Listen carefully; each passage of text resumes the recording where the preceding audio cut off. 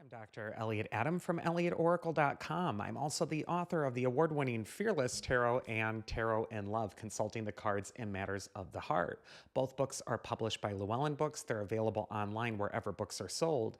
And it is time for this week's Oracle Reveal. So earlier on my social media, I placed up a photo of 3 different mysterious symbols and asked you to use your intuition and ask yourself which symbol seems to be calling to you this week. So we have the first, second, or third pile. And depending on what your intuition is leading you toward, there's a message in there. And so I'm going to pick several tarot cards to just kind of give you an idea of where to place your focus for the week ahead. And you'll also want to stick around for the outro of the video because I will pick one final card for everyone to keep in mind for the collective. But without further ado, our first symbol was this sort of eye symbol.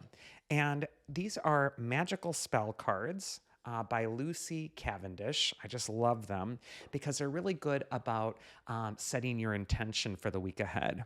And the magical spell card here for this next week, if you pick that eye symbol, is Psychic Protection.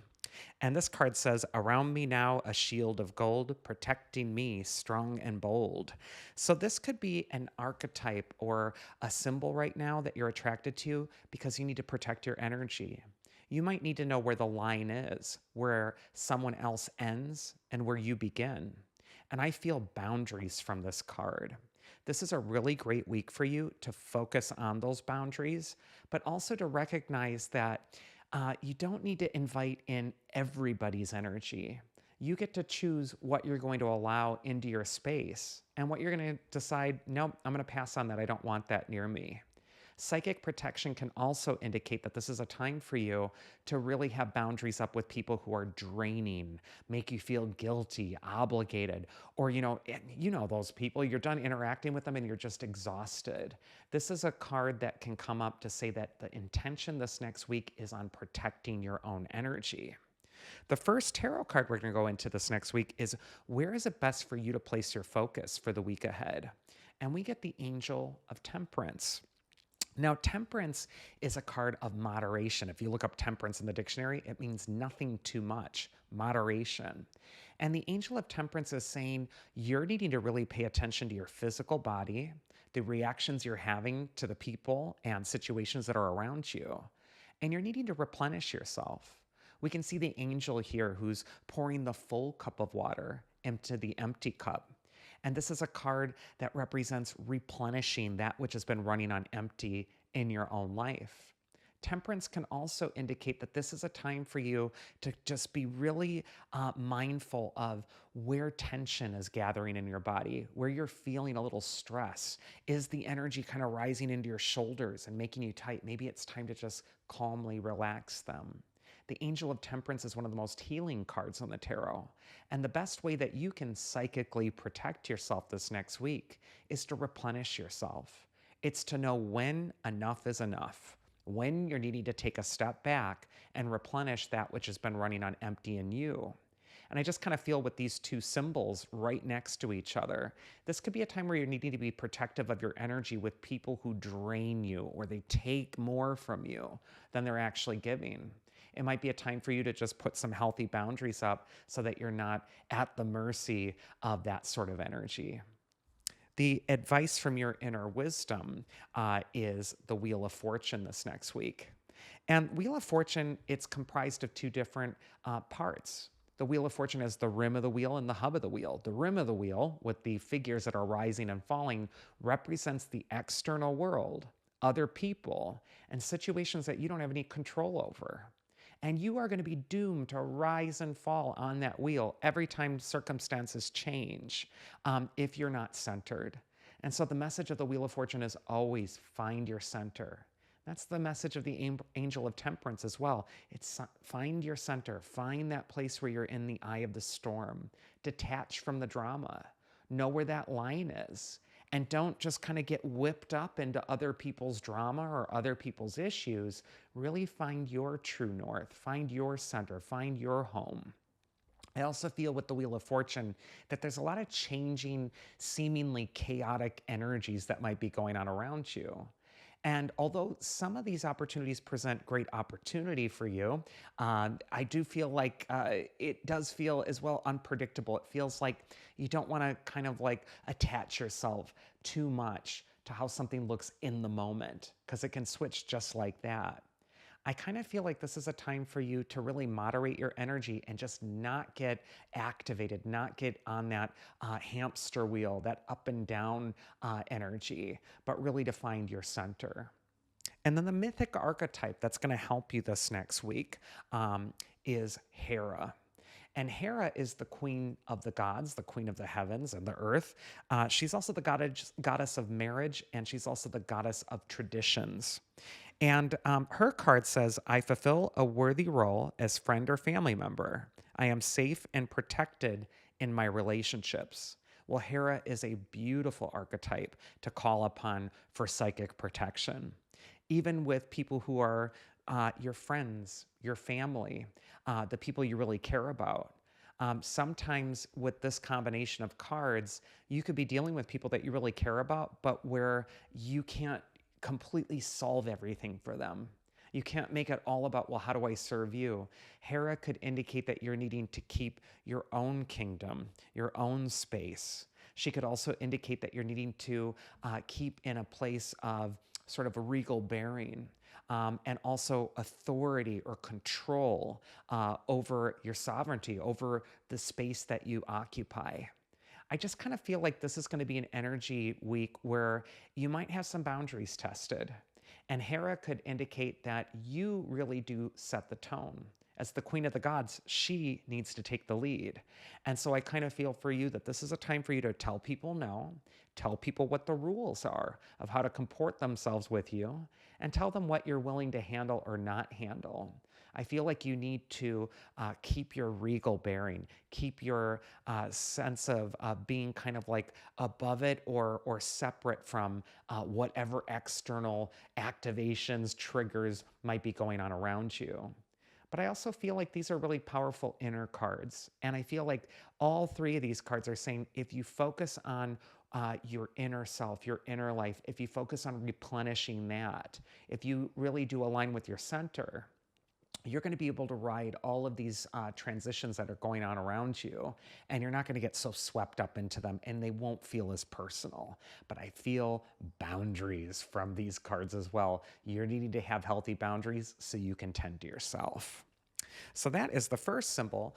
The second symbol was sort of like this high priestess looking symbol with the priestess on the moon. And the spell card is joy.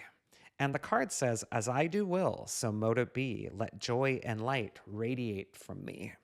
And if you're attracted to that second group of symbols, I feel like you're needing to find your joy this week. It could also be a time where you're just needing to let that joy go. You're needing to not bottle it up so much at this time. You might have also been just so serious, taking things to a place where you're considering them very carefully. And now joy wants its turn. I kind of feel like joy might open up doorways for you as well. The energy that you exude, the joy you bring to other people, that might be exactly the breakthrough that ends up changing your luck. It absolutely starts opening a doorway for you. So I feel like this joy is the answer this next week if you're attracted to the second group of symbols. And I didn't plan this, but your first tarot card has to do with where it's best for you to place your focus this next week. And look at that. We got the High Priestess herself who matches that back of the card so beautifully on the joy card. And, you know, the High Priestess, she's crowned with the moon. She has the moon at her feet. And the moon represents our inner self, our inner truth, our instincts. And the High Priestess is very comfortable with her inner self. She's quietly retreated to that place of serenity. And she has that vast ocean of inner wisdom behind her. Each drop in that ocean is a lifetime that she spent on the earth. And so she has all of this resource to tap into to handle whatever's before her. But I feel like the High Priestess is telling you this week that the joy factor is going to be so important this next week. If you're enthusiastic, if you're pouring yourself into what you love, if you're following the practice that you're enjoying, it's just going to work. And I feel like your intuition, your instincts are trying to guide you toward joy. And yet we all have a million reasons for why we can't be enjoying ourselves. Oh, there's a million things to do. Oh, this person's stressing me out. Oh, that's going on. The High Priestess, much like that Temperance card with the first group of symbols, she's all about finding your center and tending to yourself, listening to the inner call. This isn't a solar symbol. It's not about your image or what other people see at this time. It's about, what do I need right now? What makes me joyful? What makes me happy? You're needing to trust your instincts, that inner call, because it is constantly trying to redirect you toward that compass point that's going to make you feel relief. I also feel, with the High Priestess coming up this next week, pay attention to signs and signals that you might be getting. They're going to absolutely be the little trail of breadcrumbs that are leading you toward the joyful life that you most want. The second card has to do with advice from your inner wisdom. Well, you can't make this stuff up. We get the Three of Cups, which traditionally in the tarot is called the Joy card. We see on the Three of Cups the three graces, the three charities from Greek mythology. And they're the goddesses who give certain mortals that gift of charisma. And so I feel like there is this sense like there's an opportunity for you to hear this next week if you pick that second group of symbols. And I feel like it's your joy, but also your charisma, your charm, your amiability, your ability to make people like you. That's really going to allow things to open for you. And just experiment a little bit this week. See how the energy shifts when you smile at people. See how the energy shifts when you stop shielding yourself, or you get the dumb phone out of your face and actually make eye contact with people and look at them and let them in and smile at them. Let them know that you're okay.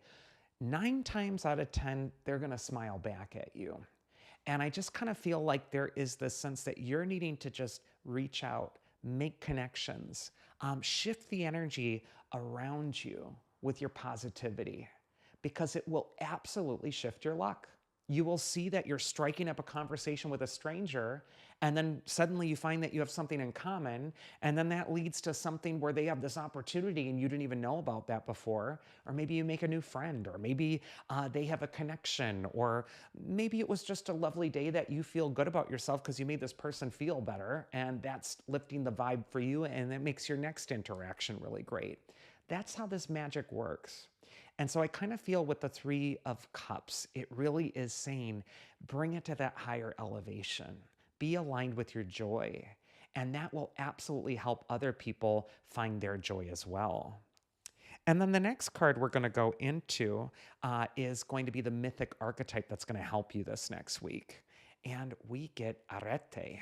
And she is the goddess of virtue and excellence.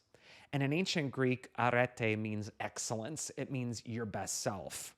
It's a funny story. When I was studying ancient Greek in college, the language, I had a professor called Professor Muse, which is kind of cool because it's Greek and he was with the muses and all that sort of thing.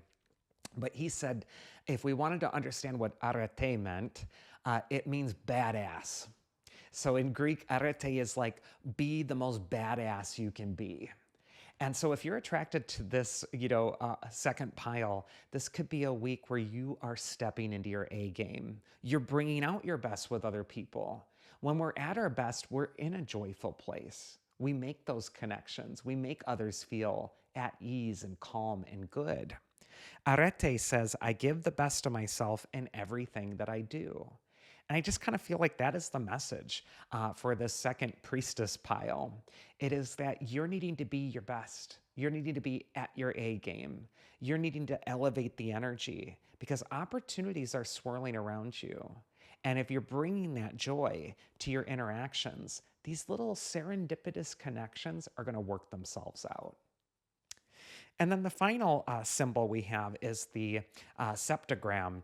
And septa is like seven-pointed star. And 7 is that, really lovely number of divination, spirit, magic, and synchronicities. And if you pick that third pile, the spell card is best possible decision. And the spell is Artemis, goddess of the bow, help me see what must be known. And so if you're attracted to this third pile, I feel like you have an important decision in front of you this next week. And this could be a time where you're really opening up to your instinctive, natural, intuitive self to help you make that best possible decision. Artemis is the goddess of selfhood. She goes her own road. She consults herself, her own counsel, and she runs away from civilization and runs free in the woods. She's a free spirit. And if you're attracted to this third pile, I feel like the best possible decision is going to arise for you when you retreat from the external obligations that are going on around you and you listen to your own inner nature. The first tarot card for where it's best for you to place your focus this next week, we actually get the Death card. So help me make the best possible decision with what's ending in my life, what's dying, what I'm afraid to change. The Death card scares us a lot of times because number one, it's called death, and it's like, But what it is it's a symbol for that which is dying in our life, that which we no longer need. And yet we don't want to sugarcoat the Death card. There's also a sense of grief sometimes, fear, trepidation, because death represents permanent change. It says that there is no going back. There's no putting the toothpaste back in the tube. You are now crossing a threshold and you're getting into this next important phase. And yet this is a card that says that there is some high stakes decision making to be made this next week. And I think it has to do with what am I needing to let go of? What is the best possible decision for me to let go of that which I no longer need to make room for the new day that's dawning? People never look at this symbol on the Death card, but there's that sun rising over the horizon. It's just in the background. And what that can represent is as one day ends, a new one begins. As the sun sets here, it also rises over there. And you're needing to know that there is no need to be afraid because you will rise again. There is a rebirth. Always with death, it's rebirth as well. They are interlinked. They're absolutely linked. You can't separate the two. And so I feel that although something might be really like a big high gravity decision, really challenging, you don't quite know how to approach it. It might even be a little frightening. It is important that you cooperate with the change before you. It's only the little baby who's holding up the flower to death on the card. And what that represents is that pure inner child, that inner being that doesn't fear death or change, needs to take the lead this next week. All the other figures are trying to barter with death or plead with them, or they're turning away. They don't want him to come. The baby's not afraid of death because that baby was just on the other side not too long ago and remembers that there's nothing to be afraid of. It's a world of light and bliss and joy and endless possibilities to incarnate and begin anew. And so there is nothing to be afraid of on this physical earth. You don't have to live in fear. You need to be open to the change that's coming to you. Give it a flower. Say welcome, thank you. I'm ready for this important change. I'm going to be fearless with it. And then we have the advice from your inner wisdom this next week if you pick that third pile, and we get the Strength card. And Strength shows the woman in the white dress. She represents your spirit or higher self, and she's taming the beast. And the beast can represent something you're struggling with, something that's a challenge, something that you are wrestling with internally. And yet she has the lion tamed. She's reining in the lion. She's controlling the energy by exerting a higher will. And I feel like that lion could represent your fear about a decision. And the woman on the card is like, just let your higher self take control. Just let it tame those fears and allow that to subdue whatever might be triggering you or frightening you. And then look at how that lion's going to love you. It's going to love the self-discipline. It's going to love the reassurance that spirit is in control, that your higher self is taking the lead. It's absolutely going to be wonderful for you. And then the mythic archetype that's going to help you if you pick this third sign is Aries. Now, in ancient Greece, he's the god of war, and he can represent our anger, our lower nature, much like that lion. And it's important to keep Aries in check. You know, Aries needs to be channeled constructively, or he can be very bloodthirsty. He can just get into conflict. He can be like pouring kerosene on a smoldering ember and watching it explode. I kind of feel like there is something really high gravity for this third symbol. So I feel like for the people who pick this third pile, it's like there's something really triggering, really frightening. And yet, Aries in Rome is Mars.